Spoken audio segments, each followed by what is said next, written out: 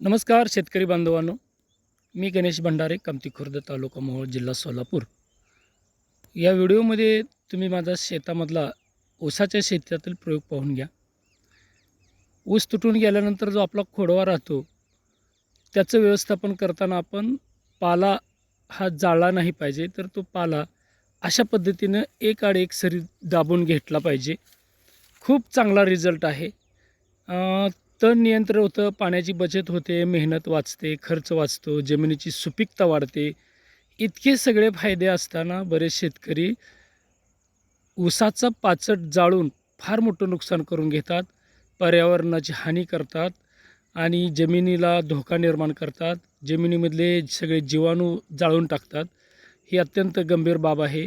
शेतकऱ्यांनी हा जो माझा प्रयोग आहे, तो निश्चितपणे पाहिला पाहिजे. आपण सुद्धा असा प्रयोग केला पाहिजे.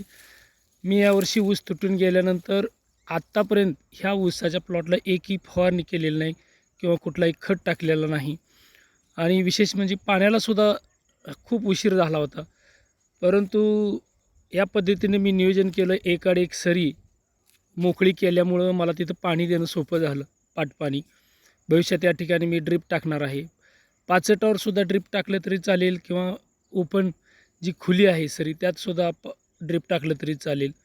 शेतकऱ्यांनी ऊसाच्या पाचटाचं असं व्यवस्थापन केलं तर निश्चितपणे खूप मोठा बदल आपल्याला जाणवेल, खूप मोठा फायदा होईल. पाचट या मधल्या शरीमध्ये मी आपण मजुरांच्या सहाय्याने दाबून घेतलेलं आहे. ते कुट्टी केलेलं नाही आणि जे बुडके आहेत ते मोकळे केलेले आहेत, जेणेकरून फुटवा खूप चांगला येईल. तुम्ही पाहून घ्या व्हिडिओमध्ये, खूप सुंदर डेव्हलपमेंट या ठिकाणी दिसून येत आहे. फुटवा भरपूर आहे, आवश्यक तेवढा फुटवा आहे आणि पाला ठेवल्यामुळे ह्याचं कंपोस्ट खत आपल्याला पुढच्या वर्षीच्या